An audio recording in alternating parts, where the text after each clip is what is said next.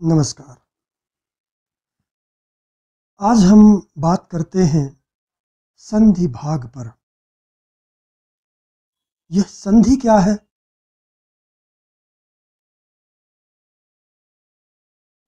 यह संधि भाग पर में जो ग्रह स्थित होते हैं वह हानिकर सिद्ध हो सकते हैं। यदि कोई भी ग्रह संधि भाग में स्थित है, खास करके गंडांत संधि भाग में,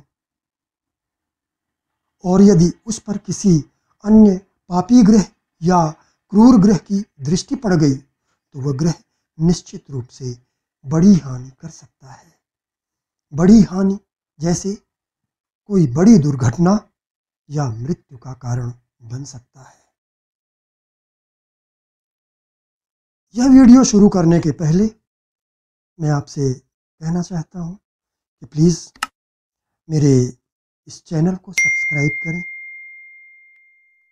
ताकि मेरा यह चैनल मोनेटाइज हो सके और यूट्यूब में ऊपर आ सके, ताकि सभी लोगों को आसानी से दिखाई पड़ सके और मेरी सभी वीडियो आपको समय पर प्राप्त हो जाए।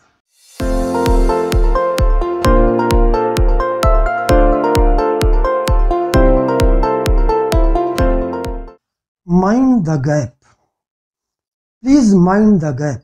यह शब्द आपने खास करके दिल्ली मेट्रो में अक्सर सुनते होंगे। इसका अर्थ क्या है? Please mind the gap. इसका अर्थ यह है, कृपया गैप का ध्यान रखें। यानी गैप का मतलब संधि। आप एक सरफेस से दूसरे सरफेस पर जा रहे हैं। जब मेट्रो ट्रेन रुकती है किसी स्टेशन पर, आप उतरते हैं तो आप ट्रेन के एक सरफेस से दूसरे सरफेस पर कदम रखते हैं तो बीच में वह संधि भाग पड़ता है जिसे गैप कहा जाता है। इसलिए यह बात बार बार दोहराई जाती है कि आप ध्यान रखें, अन्यथा कोई बड़ी दुर्घटना घट सकती है। तो संधि भाग हमेशा से ही एक तलवार की धार होता है, या यह कह सकते हैं कि ये रस्सी पर चलने जैसा होता है। भारत की आज़ादी एक बहुत बड़ा उदाहरण है। यह वह समय था, यह वह काल था, यह वह संधि काल था, संधि भाग था, जब इस देश की जनता, यह देश एक स्थिति से दूसरी स्थिति में प्रवेश कर रहा था, गुलामी से स्वतंत्रता की ओर कदम बढ़ा रहा था। वह संधि काल था और आप सभी जानते हैं कि उस संधि काल में हजारों हत्याएं हुई थी। कितना भयावह दृश्य था वह हम सब ने पढ़ा भी है, सुना है, फिल्मों में देखा भी है।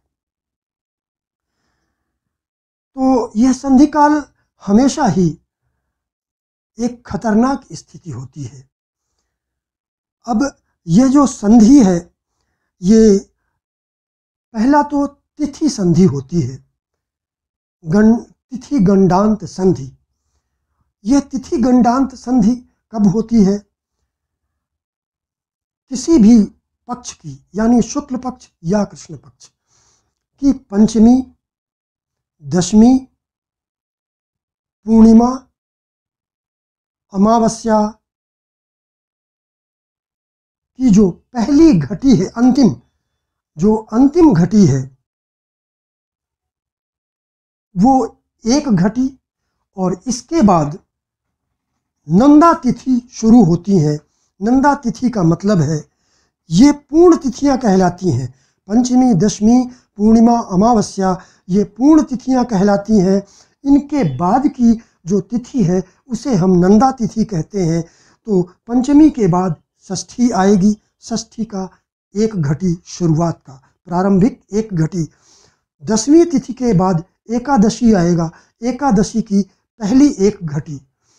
पूर्णिमा के बाद फिर प्रथमा आएगी, जिसे परिवा भी कहते हैं, परिवा की प्रारंभिक एक घटी, इसी तरह से अमावस्या के बाद प्रारंभिक परिवा की प्रारंभिक एक घटी, ये संधि भाग में पड़ती हैं ये तिथियां। तिथियों के बाद हम दिन रात्रि की बात करते हैं। दिन और रात्रि के बीच में आप सभी जानते हैं कि संधि काल होता है। सूर्योदय होने के पहले 12 मिनट और सूर्योदय होने के बाद के 12 मिनट, इसी तरह से सूर्यास्त होते समय अंतिम 12 मिनट और सूर्यास्त होने के बाद प्रारंभिक 12 मिनट, ये भी दिन रात्रि संधि कहलाता है। इसके बाद हम राशि संधि की बात करते हैं। राशि संधि, जब कोई भी ग्रह एक राशि से चल करके वृषभ में जाता है, मेष से चलकर वृषभ में गया, तो इधर यदि वह 29 अंश का है और या फिर वृषभ में वह 1 अंश का है, तो यह भी संधि भाग कहलाएगा। इसे हम 2 अंशों तक देखते हैं, लेकिन 1 अंश तक तो ज़्यादा ध्यान देने की बात होती है। तो कोई भी ग्रह किसी भी राशि के अंत में या किसी भी राशि के प्रारंभ में हो, तो वह संधि भाग कहलाता है, जिस पर हमेशा ही ध्यान देने की जरूरत होती है। इन राशि संधियों में ज़्यादा खतरनाक जो संधि है वह कर्क का अंतिम भाग और सिंह का प्रारंभिक भाग, वृश्चिक का अंतिम भाग और धनु के अंतिम प्रारंभिक अंश, इसी तरह से मीन के अंतिम अंश और मेष के प्रारंभिक अंश, ये ज़्यादा खतरनाक कहे जाते हैं। ये सभी जो राशियों गंडांत संधि भाग जो मैंने राशियों का बताया, ये सब जल तत्व की राशियां हैं। 4, 8, 12 यानी कर्क, वृश्चिक, मीन के अंतिम अंश और सिंह, धनु, मेष के प्रारंभिक अंश, ये ज़्यादा खतरनाक होते हैं, तो इनका विशेष ध्यान रखना चाहिए। इसके बाद राशियों के बाद नक्षत्र के गंडांत संधि भाग होते हैं। नक्षत्रों में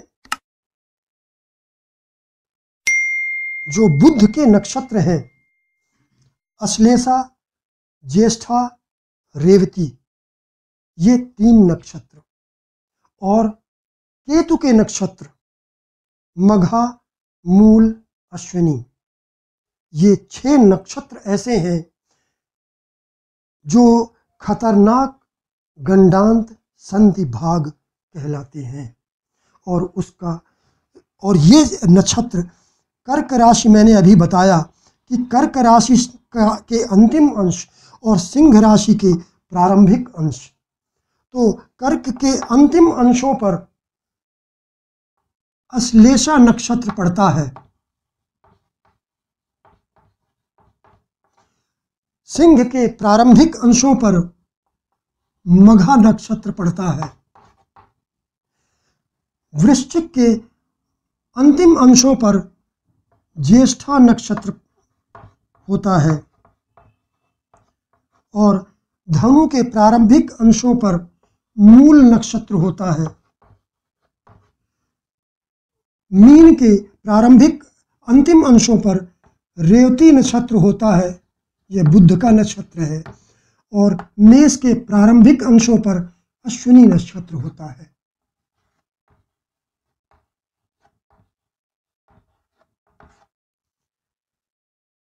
इन्हें गंडांत संधि भाग कहा जाता है। ये ज़्यादा खतरनाक स्थितियां हैं। यदि कोई भी ग्रह इन अंशों पर स्थित हो, यानी कर्क के 29 अंश पर हो या मेष के 1 अंश या 1.5 अंश पर हो, तो वह खतरनाक स्थिति कहलाती है। और यदि कोई ग्रह यहाँ स्थित है, मान लेते हैं कि मंगल यहाँ 29 डिग्री का है कर्क में, यानी सिंह में जाने वाला है, तो यह खतरनाक स्थिति में है। अब यदि यह मंगल शनि के द्वारा दृष्ट हो जाए, शनि की तीसरी दृष्टि इस पर पड़ जाए, या यह मंगल राहु केतु अक्ष में ही पड़ जाए, या यह मंगल यहाँ नीच हो चुका है, या सूर्य के नज़दीक होने से ये अस्त हो जाए, तो यह मंगल बेहद खतरनाक साबित होगा। खास करके या तो बहुत बड़ी दुर्घटना का कारण बनेगा, है भी ये चतुर्थ भाव में, चतुर्थ भाव वाहन का भाव है, तो या तो यह बड़ी दुर्घटना का कारण बनेगा या फिर मृत्यु ही देगा ऐसा ग्रह। यह इस बात पर डिपेंड करता है कि यह कितना ज़्यादा पीड़ित है। यदि कम पीड़ित है तो कोई दुर्घटना देगा, कोई असाध्य रोग दे देगा, लेकिन यदि यह ज़्यादा पीड़ित है तो ज़्यादा बड़ी दुर्घटना होगी। तो कहने का तात्पर्य यह है कि संधि भाग को कभी भी अनदेखा नहीं करना चाहिए। ये संधि भाग खतरनाक होते हैं। संधि भाग से संबंधित मेरी एक पोस्ट है फेसबुक ग्रुप में, उस पोस्ट का नाम है गुरु और चंद्र ने मिलकर मारा। आप पढ़ें, वहाँ आपको बहुत ही विस्तार में बताया गया है। मैं कोशिश करूँगा कि इस संबंध में मैं वही उदाहरण यहाँ दे सकूँ या कोई अन्य उदाहरण मैं YouTube में कोई वीडियो बना सकूँ, मेरी ये कोशिश रहेगी।